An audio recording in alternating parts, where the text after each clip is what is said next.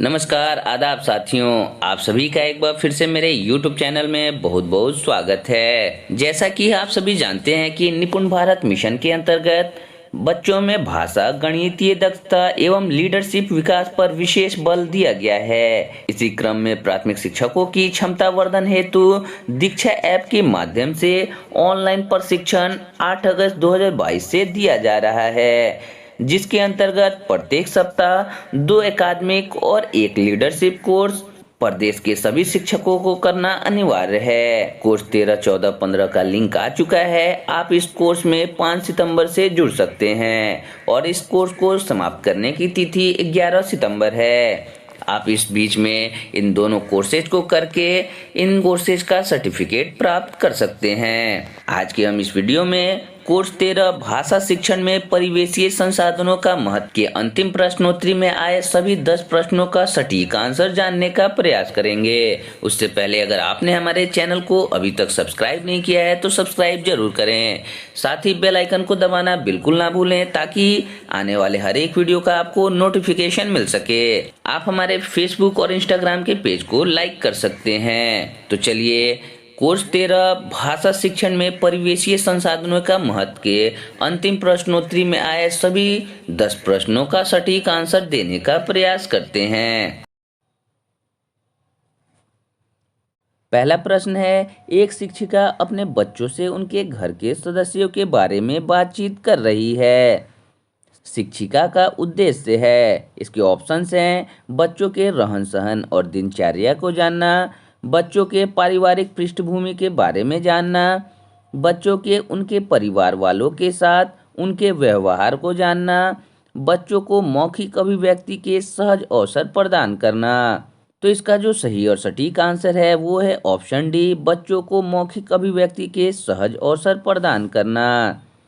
Next वाले button पर click करके दूसरे प्रश्न की तरफ बढ़ेंगे। दूसरा प्रश्न है, आपको कौन सा त्यौहार पसंद है? इस त्यौहार को संबंधित चित्र बनाइए। हिंदी भाषा में इस तरह की गतिविधियों का उद्देश्य है। ऑप्शंस हैं बच्चों का भारतीय त्योहारों और उसके महत्व के बारे में विस्तृत जानकारी देना, परिवेशीय संसाधनों को केंद्रित करते हुए भाषा शिक्षण करना ताकि उनके अनुभव के संसार से जोड़ सके, बच्चों के भाषा की कक्षा में स्थान देते हुए जानना कि उनकी चित्रकला कैसी है, बच्चों से यह जानना कि वे किन त्योहारों के बारे में जानते हैं। तो इसका जो सही और सटीक आंसर है वो है ऑप्शन 2, परिवेशीय संसाधनों को केंद्रित करते हुए भाषा शिक्षण करना ताकि उनके अनुभव के संसार से जोड़ सके। नेक्स्ट पर क्लिक करके तीसरे प्रश्न की तरफ बढ़ेंगे। तीसरा प्रश्न है, भाषा की कक्षा को भाषा समृद्ध परिवेश के रूप में कैसे प्रस्तुत किया जा सकता है? ऑप्शंस हैं विभिन्न प्रकार की आकर्षक पुस्तकें सजाकर, केवल दीवारों पर आकर्षक पोस्टर लगाकर, दीवारों पर सूक्तियाँ एवं उपदेशात्मक वाक्य लिखकर, कविता एवं कहानी के पोस्टर, कंकड़, फूल, पत्तियाँ, अखबार, पत्रिका आदि का प्रदर्शन करके। तो इसका जो सटीक आंसर है वो है ऑप्शन डी। ऑप्शन डी पर क्लिक करके नेक्स्ट वाले बटन पर क्लिक करेंगे। अगला प्रश्न है, भाषा सीखने के लिए सर्वाधिक महत्वपूर्ण है। इसके ऑप्शंस है भाषा के व्याकरणीय नियम, पाठ पर आधारित अभ्यास कार्य, भाषा समृद्ध वातावरण, भाषा की पाठ्यपुस्तकें। तो इसका जो सही और सटीक आंसर है वो है भाषा समृद्ध वातावरण। आप ऑप्शन सी पर क्लिक करके नेक्स्ट वाले बटन पे क्लिक करेंगे। अगला प्रश्न है, भाषा में परिवेशीय संसाधनों का प्रयोग करते समय क्या नहीं करना चाहिए? ऑप्शंस हैं बच्चों के दैनिक जीवन से प्राप्त अनुभव का प्रयोग, उच्च स्तरीय मानवकृत भाषा युक्त साहित्यिक कृतियों का प्रयोग, बच्चों के परिवेश से जुड़ी रचनाएं जिसमें भाषा से अलग अलग छटाएं हों, मितव्ययी और सर्वसुलभ हों। तो इसका जो सही और सटीक आंसर है वो है ऑप्शन 2, उच्च स्तरीय मानवकृत भाषा युक्त साहित्यिक कृतियाँ का प्रयोग। आप इस पे क्लिक करके नेक्स्ट वाले बटन पे क्लिक करेंगे। अगला प्रश्न है, प्राथमिक विद्यालय में शिक्षकों द्वारा वार्षिक कार्यक्रम का आयोजन किया गया। इस कार्यक्रम की रिपोर्ट सभी बच्चों को तैयार करने को कहा गया।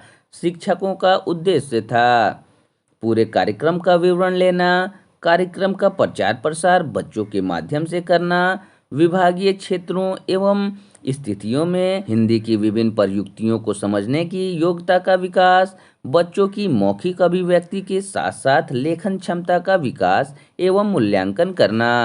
तो इसका जो सही और सटीक आंसर है वो है ऑप्शन डी। डी पे क्लिक करेंगे और नेक्स्ट वाले ऑप्शन पे क्लिक करेंगे।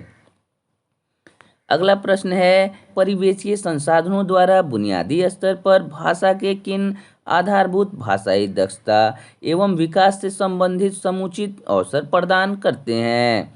ऑप्शन हैं श्रवण, बोलना, पढ़ना और लिखना। तो इसका जो सही और सटीक आंसर है दो।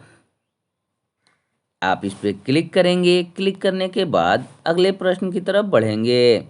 भाषा शिक्षिका के रूप में हमारा उत्तरदायित्व है प्रदत्त गृहकार्य पर बल, बच्चों में अनुशासन बनाए रखना, पाठ को ससमय पूर्ण करना, भाषा को परिवेश से जोड़ना। तो इसका जो सही और सटीक आंसर है वो है भाषा को परिवेश से जोड़ना। अगला प्रश्न है, भाषाई क्षमता संवर्धन में हम किन किन संसाधनों का प्रयोग परिवेशीय संसाधनों के रूप में कर सकते हैं। मानवीय एवं प्राकृतिक संसाधनों को, वस्तुओं एवं सामग्रियों को, धरोहर, कला एवं शिल्प को, तकनीकी युक्त भौतिक संसाधनों को। तो इसका जो सटीक आंसर है वो है ऑप्शन 3, पहला, दूसरा और तीसरा। आप इस पर क्लिक करके इस प्रश्न पर जाएंगे। अगला प्रश्न है, निम्नलिखित में से कौन सी गतिविधि हिंदी व्याकरण में संज्ञा से परिचित कराने हेतु उपयुक्त होगा। ऑप्शन हैं संज्ञा की परिभाषा को उत्तर पुस्तिका में लिखवाकर, संज्ञा के विभिन्न उदाहरणों को उत्तर पुस्तिका में लिखवाकर, विद्यालय परिवेश में उपलब्ध समस्त मानवीय प्राकृतिक संसाधनों का प्रयोग करके, संज्ञा की परिभाषा को बच्चों को याद करवाकर। तो इसका जो सटीक आंसर है वो है ऑप्शन सी। आप इस पर क्लिक करके अगले प्रश्न की तरफ बढ़ेंगे। तो आप देखेंगे कि आपने कुल 10 प्रश्न किए हैं, जिसमें आपने कुल 10 प्रश्नों का आंसर भी दिया है। कोई भी प्रश्न आपने स्किप नहीं किया है। आप जैसे ही सबमिट करेंगे तो सबमिट करने के पश्चात आप देखेंगे कि आपका 10 में 10 आ चुका है। इस तरह से मॉड्यूल 13 में आए सभी 10 प्रश्नों का आपने सटीक आंसर दे दिया है। इसी तरह के अन्य कोर्सेज के आंसर्स के लिए आप हमारे YouTube चैनल को सब्सक्राइब जरूर करें।